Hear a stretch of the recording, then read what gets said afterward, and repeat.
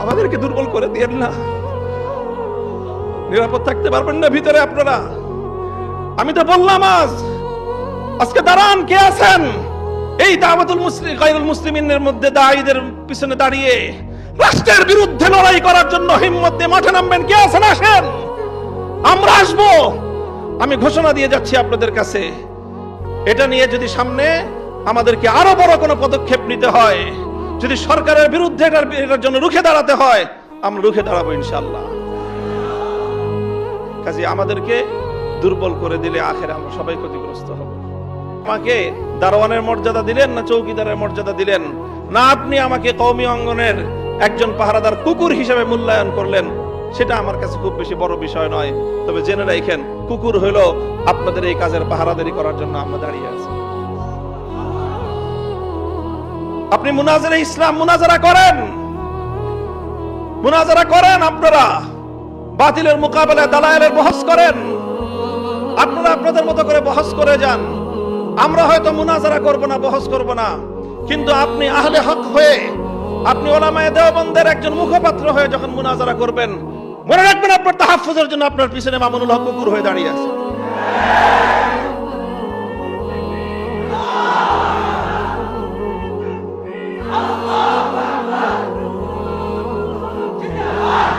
এটা হলো আমাদের রাজনীতি, এটা হলো আমাদের রাজনীতির খুব নিগূঢ় রহস্য, মৌলিক কথা। কাজী আমাকে এই রাজনীতি করতে হলে, আমাকে লড়াই করতে হলে, আমাকে কখনো সরকারের বিরুদ্ধে লড়তে হয়, কখনো আমাকে আন্তর্জাতিক শক্তির বিরুদ্ধে লড়তে হয়। কাজী আমাকে আমার রাজপথের একটা শক্তি নিয়ে আমাকে ময়দানে টিকে থাকতে হবে। যদি আপনার পাহারাদার যদি বাড়ির গেটে না থাকে, ঘরের ভিতরে আপনি মূল্যবান সোনাদানা নিয়ে, অনেক মূল্যবান জীবনযাপন নিয়ে, আপনি আপনার পরিবার পরিজন নিয়ে, আপনি আপনার কলিজার টুকরা সন্তানদেরকে নিয়ে আপনি ঘরের মধ্যে নিরাপদ থাকতে পারবেন। হয়তো আপনার পরিবারের ভিতরে যারা আছেন, ঘরের ভিতরে আপনারা যারা আছেন, তাদের তুলনায় আপনার পাহারাদারের মূল্য অনেক কম হতে পারে, কুকুরটার মূল্য অনেক কম হতে পারে, কিন্তু মনে রাখেন, ওই বাড়িদের দরজায় যদি কুকুরটা না থাকে, ঘরের ভিতরে আপনি নিরাপদ থাকতে পারবেন। আমাদেরকে আঘাত করেন না, আমাদেরকে দুর্বল করে দিয়েন না।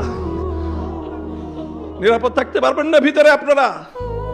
আমি তো বললাম আজকে দাঁড়ান, কে আছেন এই দাওয়াতুল মুসলিম গায়রুল মুসলিমিনের মধ্যে দায়ীদের পিছনে দাঁড়িয়ে রাষ্ট্রের বিরুদ্ধে লড়াই করার জন্য হিম্মত দিয়ে মাঠে নামবেন? কে আছেন? আসেন, আমরা আসবো।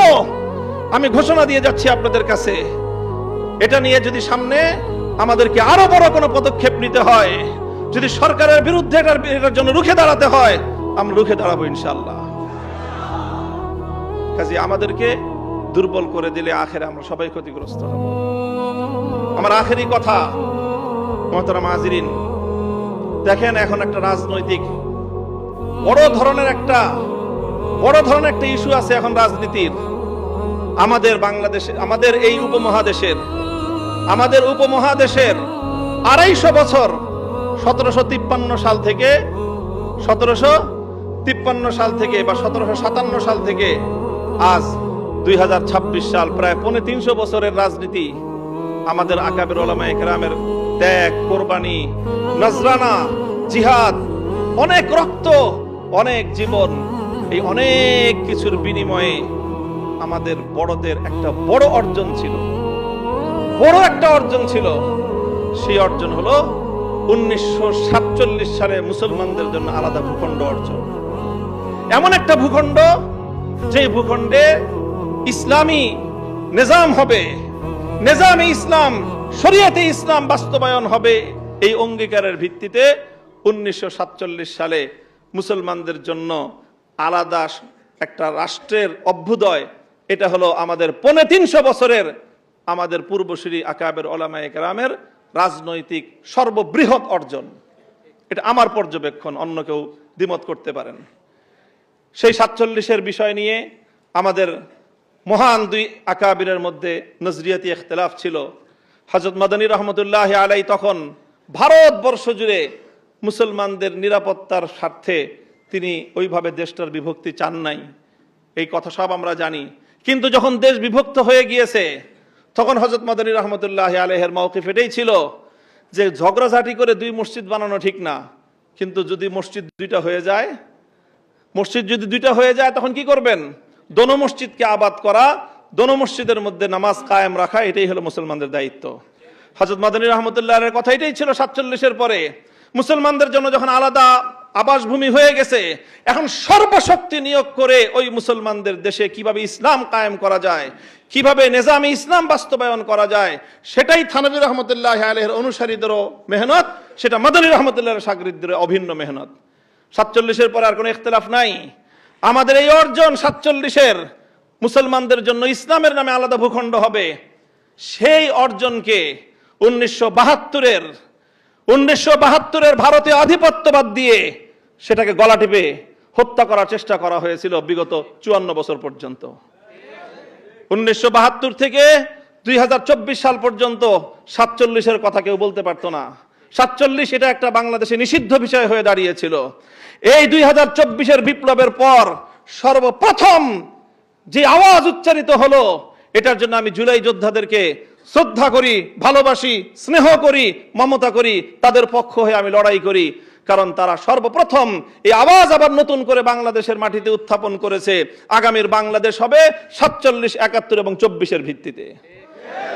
এখন আমাদের রাজনীতি, যারা নিজেদেরকে শাব্বির আহমদ ওসমানী রহমতুল্লাহ আলাইহির সন্তান মনে করো, যারা নিজেদেরকে জাফর আহমদ ওসমানী রহমতুল্লাহ আলাইহির সন্তান মনে করো, যারা ইতিহাস পড়ো যে তোমাদের 47 সালে স্বাধীনতার পতাকা ইংরেজদেরকে বিতাড়িত করে শাব্বির আহমদ ওসমানী উত্তোলন করেছিলেন, যারা শাব্বির আহমদ ওসমানী রহমতুল্লাহ আলাইহির ফাতহুল মুলহিম পড়ে ইলম অর্জন করো, যারা জাফর আহমদ ওসমানী রহমতুল্লাহ আলাইহির ইলাউস সুনান পড়ে গায়রে মুকাল্লিদিনদের বিরুদ্ধে বহস করো, তোমাদের জানা উচিত যে এই ওসমানী রাহিমাহুমাল্লাহর সেই আমানত, সেই ইসলাম এবং মুসলমানদের ভিত্তিতে আবার দেশ গড়ার নতুন দিনের মুয়াজ্জিনরা আজান দিচ্ছে, নতুন বেলাল আজান দিচ্ছে।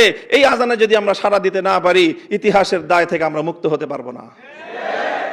কাজেই 47-এর ভিত্তিতে নতুন বাংলাদেশ গড়বার যে আন্দোলন, এটা মাওলানা মওদুদী সাহেব এবং তার অনুসারীদের আন্দোলন না।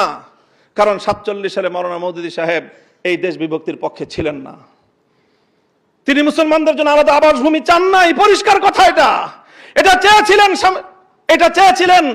শাব্বির আহমদ ওসমানী, এটা চেয়েছিলেন মুফতি শফি ওসমানী রহমতুল্লাহ আলাইহি, মুফতি আজম মুফতি শফি রহমতুল্লাহ আলাইহি, এটা চেয়েছিলেন সৈয়দ সুলাইমান নদভী রহমতুল্লাহ আলাইহি, এটা চেয়েছিলেন জাফর আহমদ ওসমানী রহমতুল্লাহ আলাইহি, এটা চেয়েছিলেন শামসুল হক ফরিদপুরি রহমতুল্লাহ আলাইহি, এটা চেয়েছিলেন আতহার আলী রহমতুল্লাহ আলাইহি, এটা চেয়েছিলেন এই দেশের উলামায়ে কেরাম এবং দেওবন্দি উলামায়ে কেরাম। কাজেই 47-এর ভিত্তিতে আগামীর বাংলাদেশ গড়বার জন্য এখন আমাদেরকে জুলাই রক্ষা করতে হবে। কারণ জুলাইয়ের হাত ধরে 47 আবার প্রাসঙ্গিক হয়েছে। এখন যদি জুলাই হাতছাড়া হয়ে যায়, 47 আবার হাতছাড়া হয়ে যাবে। কাজেই হে আমার কওমের সন্তানেরা, আমি তোমাদেরকে বলতে চাই, ডাক দিয়ে যাই, আমাদের পূর্বপুরুষরা, আর আমার একটু বেশি আবেগ এই জন্য, কারণ শাব্বির আহমদ ওসমানী, জাফর আহমদ ওসমানী তারা দুজন আমার সরাসরি দাদা উস্তাদ। শাইখুল হাদিস রহমতুল্লাহ আলাইহির বুখারীর 2 জন উস্তাদ, একজন জাফর আহমদ ওসমানী রহমতুল্লাহ আলাইহি, আরেকজন শাব্বির আহমদ ওসমানী রহমতুল্লাহ আলাইহি। এটাকে শুধু আমরা আমাদের রাজনৈতিক বিরাসত মনে করি না, এটা আমরা আমাদের দ্বীনি বিরাসত মনে করি, ইলমি বিরাসত মনে করি, দ্বীনি আমানত মনে করি।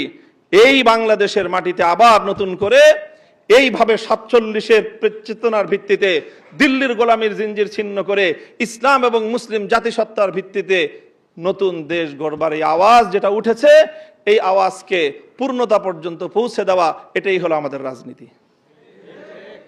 আমি আমার কথা আর দীর্ঘায়িত করছি না, সকলের কাছে মাপ চাই, অনেক বেশি কথা বলে ফেলেছি। আমি আবার আমার ওই কথা পুনরাবৃত্তি করছি যে ইনশাআল্লাহ আমি আমার মুরব্বীদের সামনে নিজেকে সর্বান্তকরণে সুপর্দ করে দিয়ে আমার ব্যাপারে যে কোনো অভিযোগ, যে কোনো কথা, যে কোনো প্রশ্ন থাকলে ওনাদের সাথে কথা বলেন। যদি আমার সাথে কথা বলতে না পারেন, ওনারা মুত্তাফাকা হয়ে যে ফয়সালা দিবেন, সেই ফয়সালার যদি বাইরে এক কদম আমি ফেলি মামুনুল হক, তাহলে সেই দিন আপনারা আমাকে সবাই আমার আনুগত্য পরিহার করবেন। এটা থাকলে আপনাদের কাছে আমার বিশেষ অনুরোধ। আল্লাহ আপনাদের সকলকে কবুল করুন। বাংলাদেশের ওলামায়ে দেওবন্দ ইসলামের সঠিক যে মানহাজ, এটার যে আগে বাড়ায় নিয়ে যাচ্ছে, আমরা পাহারাদার হিসাবে হলেও এই মাসলাকের সাথে, এই মাশরাবের সাথে, এই ফিকরার সাথেই আমরা ইনশাআল্লাহ আল্লাহ পাক রব্বুল আলামিন আমাদেরকে শেষ দম পর্যন্ত, জীবনের শেষ মুহূর্ত পর্যন্ত এভাবে লেগে থাকার তৌফিক দান করুন।